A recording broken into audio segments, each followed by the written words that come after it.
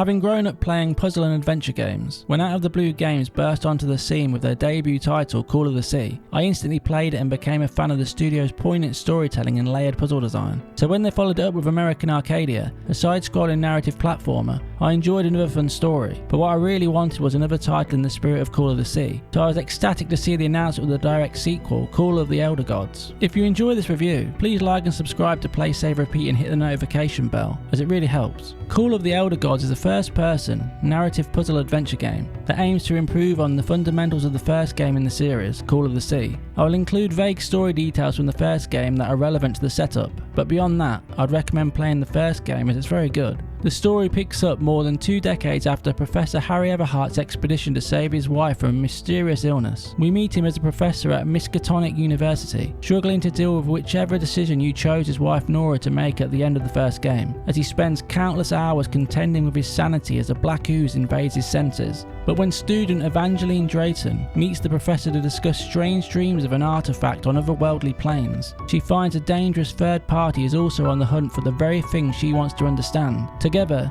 they search for answers across the world and the very fabric of time and space. Call of the Elder Gods blends Lovecraftian elements with spycraft, occultists, evil regimes, and more to layer together an enthralling mystery, all brought together by excellent vocal performances. Yuri Lowenthal continues as the grief-stricken Harry Everhart, who struggles to see past his self-inflicted isolation.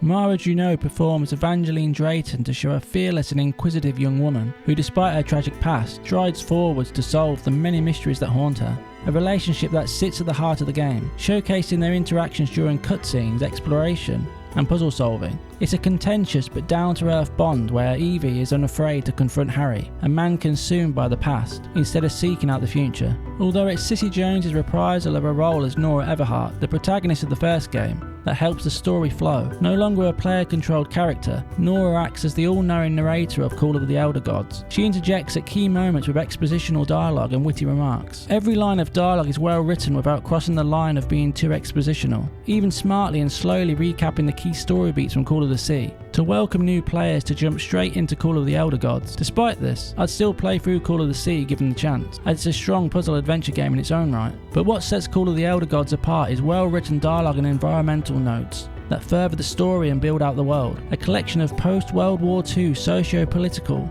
and historically accurate touchstones, such as civil rights, institutional inequality, racism, classism, government powers and more, making the universe feel lived in before we ever experience anything cosmic. Out of the Blue games have also upped the amount of dialogue choices to improve player agency. These don't drastically alter the story, but instead allow players to paint around the edges of each character's personality, and just like the first game, this opens the path to multiple satisfying endings. However, in between levels, the developers chose to use still-framed animated cutscenes. I'm not the biggest fan of this still-frame style, as I believe there's more enthralling methods to use when the style clashes with the beautifully rendered in-game visuals, highlighted more by the handful of in-game stationary dialogue sequences, which do a better job of keeping you present and absorbed in the Lovecraftian adventure. Although the in-game 3D character models are nicely rendered in a cartoony art style, they're less detailed than the environmental puzzle play spaces. An understandable and sensible choice when it's where you spend most of your playtime in first person. But you do notice that light doesn't land on skin like it does elsewhere, but it's still a nice art style. Yet the look and animations of your hands when pressing on interactable objects or puzzles do look good. It just draws attention to the fact that you have no body when you look down.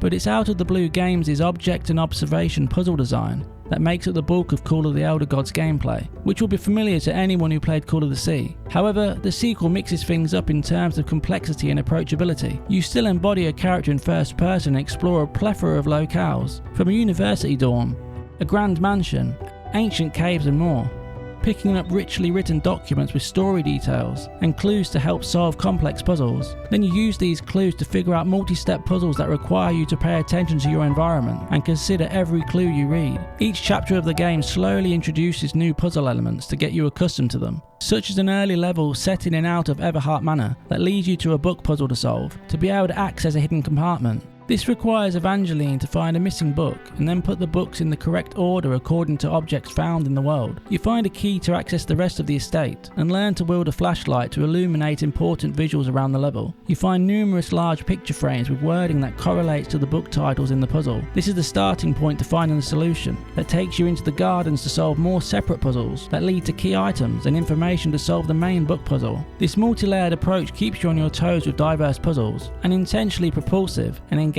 level design. These expansive puzzles grow in complexity once Harry and Evie begin to travel together, forcing you to switch between them to use their in-game expertise. Although either of them could accomplish these tasks, it adds to their characterizations. Like when they need to power an antenna station, Evie uses her technical prowess to rewire a circuit, while you switch to Harry to visually follow the large cabling in the skyline and figure out which order the facility needs connecting to complete a functional circuit. Whereas other puzzles require translating languages, passing constellations, rotating and zooming in and out of objects, decoding World War II secret messages with an Enigma machine, guiding light beams to solve timed puzzles, using a computer to input serial numbers to safely guide your partner through a dangerous building, and so much more. All made more appealing by being set in a vast array of locations, from dripping underground caverns that house Lovecraftian architecture, the dry deserts of the Australian outback, the snowstorms of the Arctic, and a combination of sleekly decorated indoor spaces. It's like a laid-back, puzzle-focused Indiana Jones without the threat of combat. It's the exploration that makes you feel like an archaeologist of all things related to the mysterious Lovecraftian elder gods. Sleek animations have you duck into tight passages, climb rickety ladders, and submerge into the murky depths of ooze-ridden waters, all in aid of searching for clues to solve countless small and large interconnected puzzles. You interact with ancient murals and notes that are written with creative verve to give each in-game author a unique voice and motivation, all collated in your most valuable item, the journal, a storage solution which Nora humorously claims only exists to help the player due to Evangeline's impeccable memory. With an environment scoured for clues and your journal full, you can approach a puzzle and keep returning to the journal to logically use the information to figure out the right solution. However, if you find this makes the game too easy, you can activate a hard mode that removes the journal, but I don't think that would be a very fun way to play, as some later puzzles become complex and are best solved by writing down additional notes on a real notepad.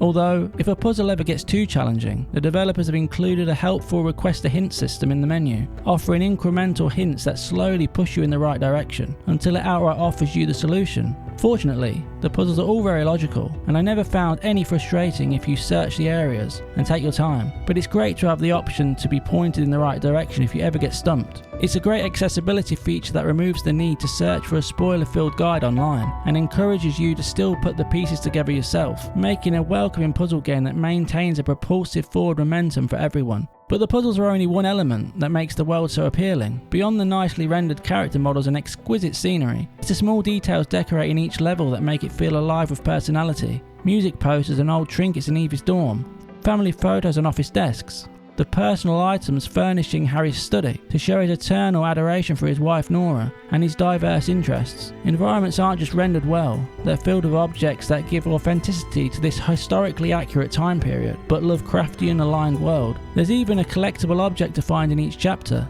like a discarded era appropriate comic book, which helps to form a varied trophy and achievement list. However, none of these elements would be as effective without a good score and distinct sound effects. Every object interaction and sound of footsteps gives weight to the world, but it's the fantastic score that imbues mystery and tension while exploring locations, swelling to a crescendo at grand story revelations before settling to resume exploration. While the majority of Call of the Elder Gods is positive, there's a few technical flaws. The familiar texture popping that I remember in older titles made in earlier versions of the Unreal Engine, and a very rare frame drop in expansive environments. All very minor things that don't adversely impact the overall experience. Call of the Elder Gods is exactly what I wanted from a sequel to Call of the Sea, building on a great foundation to configure another narrative-heavy puzzle game with improved puzzles and approachability for anyone remotely interested in giving it a go. The evolved visuals, the dual protagonists, multi-layered puzzles, and emotional stories set in a Lovecraftian version of a post-World War II world, all combine to create a must-play sequel. So if you're a fan of Call of the Sea, or have an interest in engaging and logical puzzles, Call of the Elder Gods is well worth your time. 8.5 out of 10. If you enjoyed this review of Call of the Elder Gods, please like and subscribe to Play Save Repeat to help the channel continue to grow. Thanks for watching, until next time.